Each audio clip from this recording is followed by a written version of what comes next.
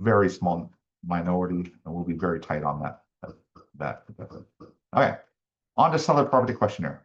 Okay, this is an additional document that is not required under California law, but covers a bunch of other laws. And these first questions, statutory contractually required disclosures, these laws cover federally required questions. So not state required questions, but federally required questions. So that's why the SPQ is here. Everything after this is not required by law, but is good to disclose. So as a brokerage, we require it.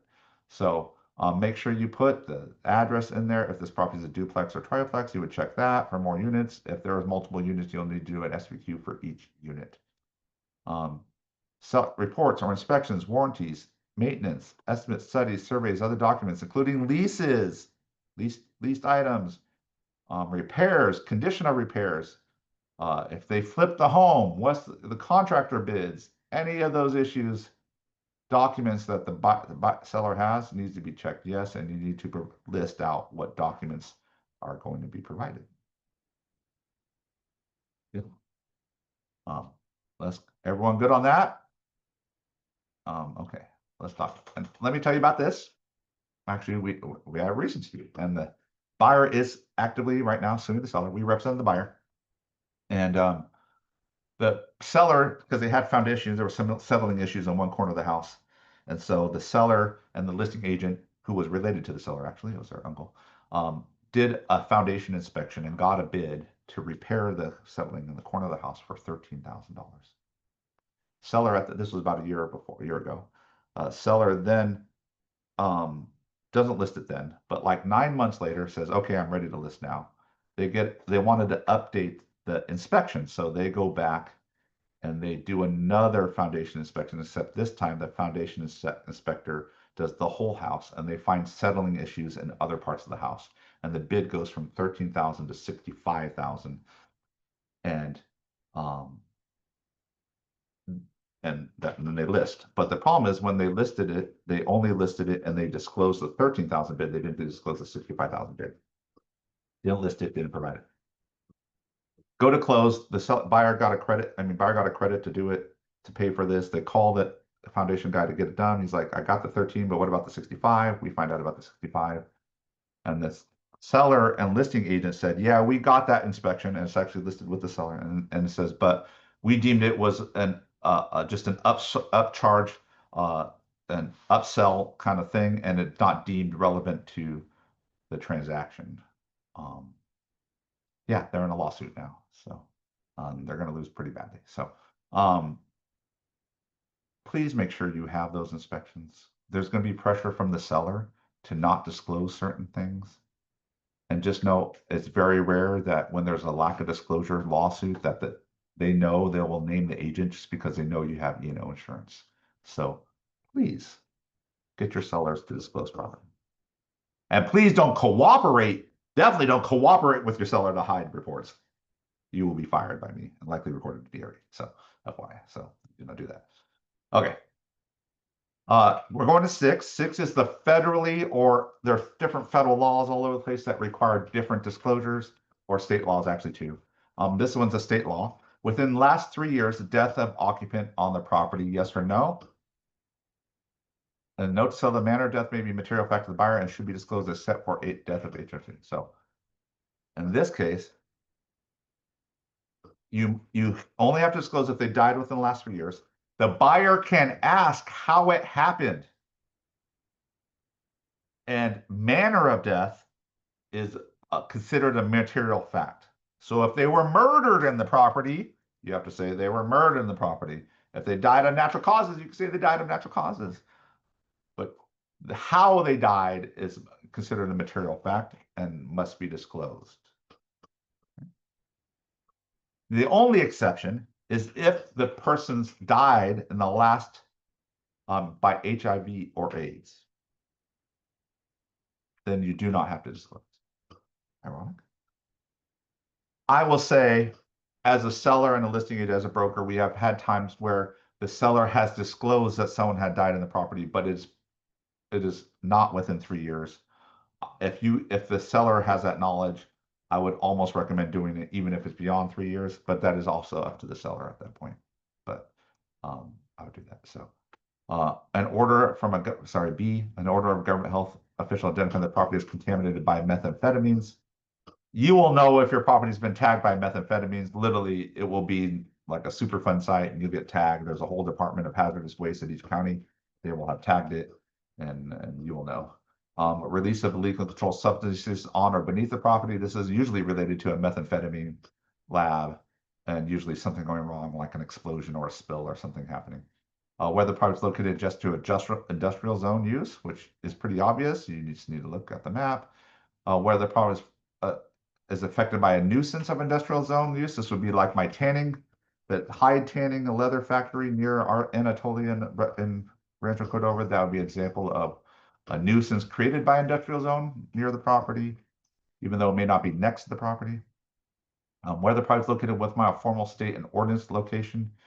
This is for military training purpose. So if they're near a base where they fire live rounds, things like that, a gun range, that would fall into that area. The property is a condominium or planned unit development or other common interest subdivision. If there is an HOA fee or things like that, then yes, you would qualify that. Insurance claims against the property will last 5 years. Just so you know, homeowner insurance is unlike driver insurance, where the claim follows the driver, and homeowner's insurance, the claim follows the house. So if a previous homeowner has made a claim, it will on a house. The new buyer, if they make a claim or they go to get insurance on the house, that claim will stick with the house, and that will make the new buyer's insurance higher. And right now, insurance is crazy right now in California, so please note that if they have made an insurance claim in the last 5 years on the house. Matters affecting title of the property, I think we're pretty similar to that. Plumbing fixtures on the property that are non-compliant plumbing fixtures defined by code. Please don't tell them if they have water conserving plumbing fixtures or not in the house. Generally, if the house was built post 2018-ish, they probably are compliant, but I wouldn't note that unless the seller notes that. Any inspection reports are exterior balconies, stairways, or other elevated elements on the building with 3 or more units prepared within the last 6 years or 9 years for condominiums. So there is a new law that says exterior balconies, stairways, elevated elements that are supported by wood elements over a certain story height and must have an inspection done every 6 years and every 9 years for condominiums on the property, and that just naturally be in place. So just be careful if you're offering on a property or representing a property that has this, especially if it's an HOA, for example, they should have an inspection on site, and this is now required, so it is in place. So please note that if you want to see CAR Form WBSA, it'll explain that. It will also explain people with certain licenses who are valid inspectors for exterior balconies and stairways, and also provide the exceptions versus height stories, and also provide exception on how the balconies or stairways are supported with what materials they exempt it also. So please note that if your seller is unaware, you may be required to have that in place. Material facts or defects affecting the buyer part, not otherwise disclosed to the buyer. If there's anything wrong with the property that you feel would be a material fact or defect affecting the value or desirability of the property, you should check yes and list it there. Any questions? That is page 1. I went through a lot of it. SPQ page 2. Repairs, alterations. Any modifications, replacement, improvements on the property, including those from home warranty claims. So this is a wide thing. This is asking you to go into the past. Have you fixed anything, repaired anything? You need to have your buyers, you need to have your sellers think. Have you done any remodeling, improvements? Which I guarantee most have, so you need to start talking about that. Any alterations, modifications, replacements for energy or water efficiency improvement or renewable? Have they installed solar? Maybe they put in a different water heater, right? For this. So ongoing or recurrent maintenance to the property. Do they always call out a sewer clean out every year because the tree roots get in the sewer line? Pest control service, if they have those things, they would check those boxes. Any part of the property painted in the last 12 months? Yes. If so, whether leave note at 1 and 2 blank. Before 1970, if the property was built before 1978, then you put yes or no. And if yes, whether we're done painting according to the laws of the EPA, or sorry, not laws, regulations of the EPA regarding painting and resurfacing lead-based paint homes, which is generally a home that was painted prior to 1978. You would not check those boxes if you don't know what you're doing. So please remember the standard is seller aware. It's aware that you should be checking those boxes, that the seller is aware that it is lead-based paint. If the seller doesn't know it's lead-based paint, don't, and that means they have an inspection, please don't tell them it's lead. Just note that you don't know. Whether you purchase the property within 18 months and offer sell it, whether yes or no, are there any room additions, improvements that have been in the contract while they own the property? So yes. If yes, then they have to seller provide an explanation below a list of improvements and the name and contact for each contractor to perform services of $1,000 or more. This is new. This is new law, actually. Seller shall provide an explanation, a list of improvements of which the seller has obtained permits. The seller has attached the copies of permits to assess you for those improvements which the seller does not have a permit. The seller may include a statement identifying those improvements. The seller were not provided by permits, third-party improvements, and contact them. So it's going to say, one, I need a list of all the work done to the property and who were the contractors who did those. And then it's going to say how much was permitted and how much was not permitted, and what was permitted and what was not permitted. So this is you flippers out there, or you representing flippers. Just note this is now a requirement, and this has been a result of so many poor quality flips happening and lawsuits happening. Actually, it's kind of funny, is lawsuits on flips are now starting to exceed lawsuits on lack of seller disclosure in real estate transactions within California. So this is a very hot issue. So if you are representing flippers and they're using contractors, you need to provide that. If they are doing permits or not permits, you need to get that clear and provide that information clearly to the buyer, or your seller is likely can face a lawsuit if they lie or do not disclose this. It's now under California law. That is new, so please be aware. Structural systems appliances, defects with heating, air conditioning, electrical, plumbing, water, sewer, wasteful, septic system, sump pumps, wells, gutters, roof, chimneys, fire, crawl space, attic, soil, grading, drainage, retaining walls, exterior doors. Pretty obvious. Solar system, existence of a solar system. If they leased it, are they leasing it? Does the seller need to, does the buyer need to assume the lease? So if you have a solar system, you need to provide car form solar. So if they check yes, you should provide the car form solar. Is there any leased items? Now, leased items, what are leased items typically? Solar power, water softening systems, water purifiers, and alarm system, propane tanks. Solar power, these can be sometimes long. Alarms are generally a year or two. Propane tanks can be up to 5 years. So just note, if you see these things in the house, you need to ask them, how long have you had those? Are those leased? Do you create a lease payment?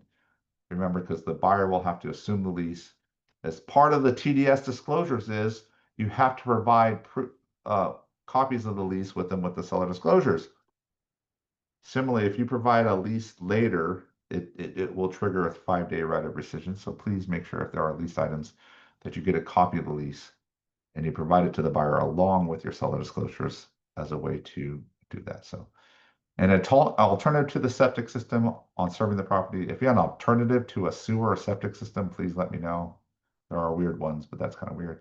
Whether any structure on the property is used, sorry, other than the main improvement is used as a dwelling. So is there a barn, a she shed, an ADU?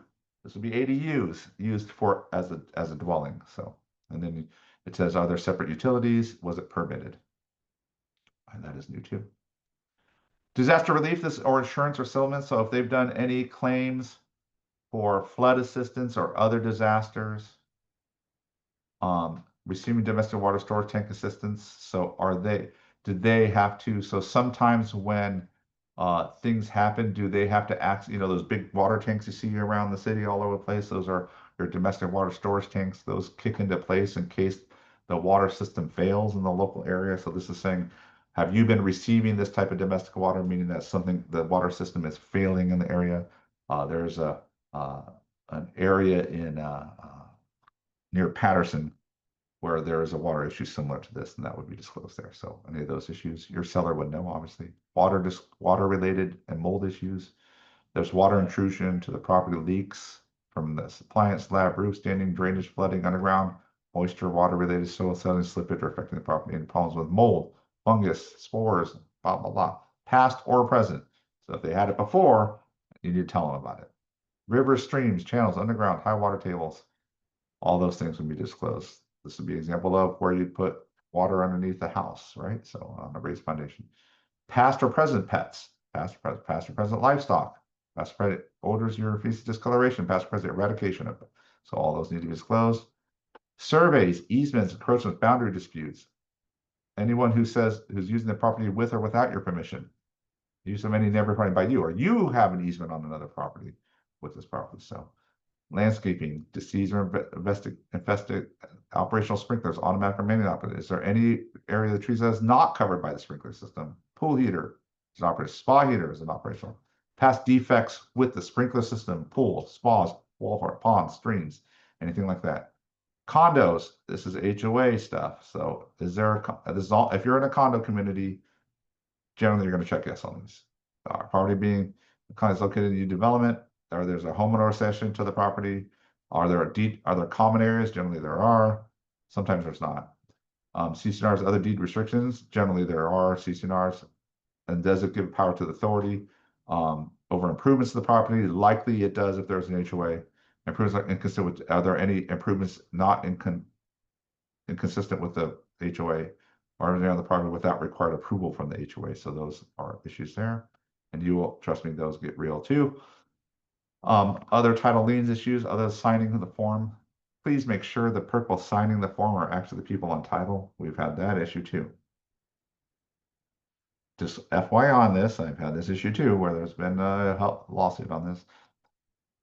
If someone has power of attorney over someone else because they're incapacitated and that person dies, the power of attorney goes away. That power of attorney does not have power over the person if they are dead. Please note that.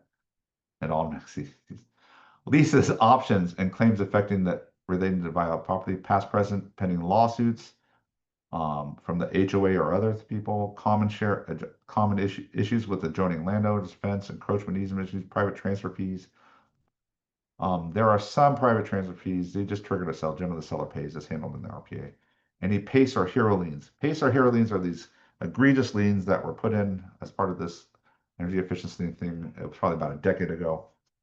But essentially, they would get loan, and it was targeted toward government employees and police officers and firefighters, stuff like that. But they would do a loan, and they would do a bunch of energy improvements to the property, and they would have the loan paid off through the property tax bill, which creates a whole bunch of issues.